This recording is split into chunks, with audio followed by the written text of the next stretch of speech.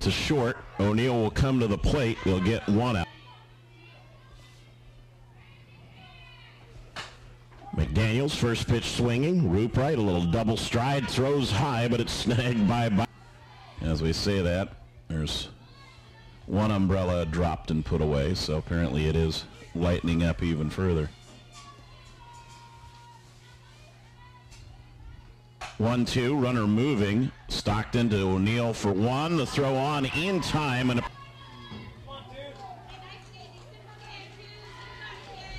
a gap to the outfield and right center as Fowler, back very deep for center field, is into left center. Over the head of the third baseman and a base hit. Johnson picks it up in second. Smith will stop it. Egbert on top of the bag at third. This one will get down into the alley, and it'll be cut off before it gets to the fence. Nice job by Fowler to do that. But the Cavaliers get their...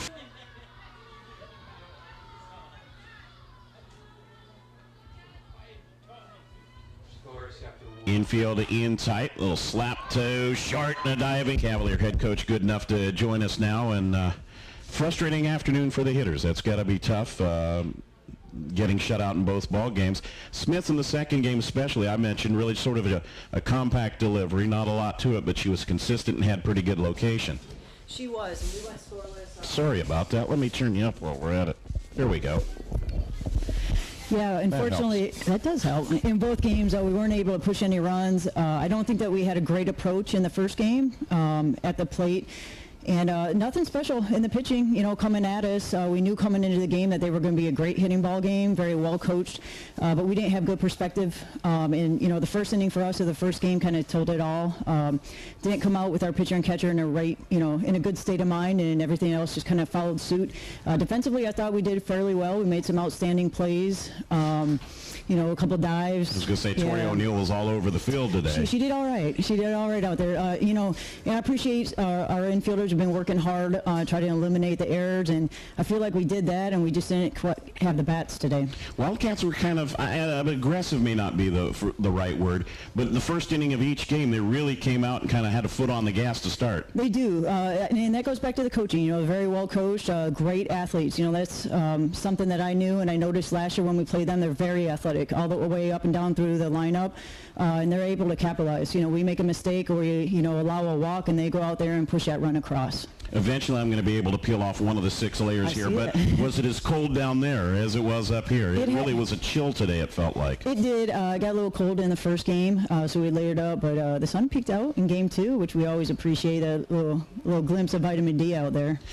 These circumstances where you play back-to-back doubleheaders on 2 days, it doesn't give you a lot of time to go in and instruct and reload and do strategy. What do you take from this? What do you talk to the team about as you turn right back around and play another doubleheader tomorrow? Yeah, you know, I think the one thing we need to do is to keep on with our defense. You know, I think that's one area that we did a really good job of staying intense throughout the innings. Once we got past that first inning of the first game, we were able to keep an intensity on the defensive side. And I think right now it's just mindset. You know, we talked as the innings were clipping away through all 14. What are we looking for at the plate, and what is our job? And that's an area that we need to continue to improve on as we move forward. And, you know, going into tomorrow, we're facing the best or lowest ERA of all the teams within conference, so we understand that their pitching is going to be pretty prime, and then we just have to take advantage of their defense and any errors that they give us. And, you know, just our pitchers need to do a better job of being more consistent. All right, we'll look forward to some of that bounce back tomorrow. Who'd you bring up for a player for us today? Brought up here the catalyst of our defense right now, shortstop, transfer for Clack, Tori O'Neill. Well, we'll bring her on. Thank you for your time. We'll see you tomorrow. Always, Ben. Thank you. In our expansive studio here, we'll play Juggle the Headset now. Come on in and pull up a chair. We'll go ahead and let you pop those on. So the first thing I have to know is how strong a hip check was that out there? You took a pretty good shot from Zur in the ball game. Was that a little bit of a surprise? It wasn't really a surprise. It just was, I was trying to make the play, and then she's a lot bigger than I am. And that's a nice way of putting it. Yeah, and so when we made that contact, it just kind of flew me.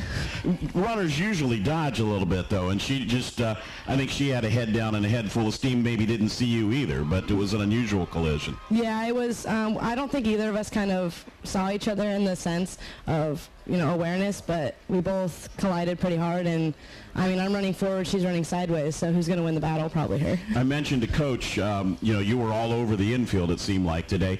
How big an advantage is it with this field, with the turf, which you get so many honest bounces as opposed to playing on a grass field? How big a help is that defensively? I mean, it's helpful, but when it is wet, which we get a lot of rain here, it skips, so it's not much different. As long as you stay down, turf and dirt shouldn't be much of a difference. So, but I mean, when it's dry out, you get those really nice hops. Makes it smooth. What's been the biggest adjustment for you so far in changing programs and being a part of this program? I would say probably the size of the team, and then maybe the pitching. The pitching's gotten a little better. So you'll see pitchers now hit their spots way better than they do kind of at the community college level. Is it more location than velocity then? Oh yeah, a lot more. There's some speed, but there's still some speed at in the community level, but you don't really see a lot of location and then being consistent with the location. In the leadoff spot, and as we mentioned, never any fun to get shut out in back-to-back games. What sort of self-talk do you use, knowing that you've got to be kind of the catalyst for the offense and try to get things going a little bit? Honestly, every time I step in the box, the only thing that runs through my mind is she's pitching me a strike and I'm hitting it up the middle, and then whatever comes out of that comes out of it. And I hope to be the one that starts. I'm leading off, so I hope to be the one to start the inning, start the hits.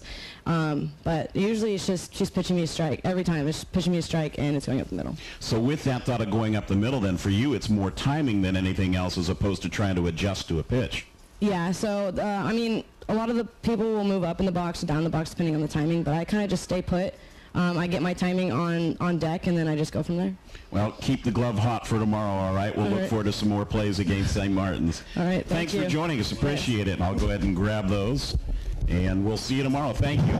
Tori O'Neill joining us, and we'll let Britt go ahead and tip her back out towards the field there and wrap this one up for you. The Central Washington Wildcats showing why they are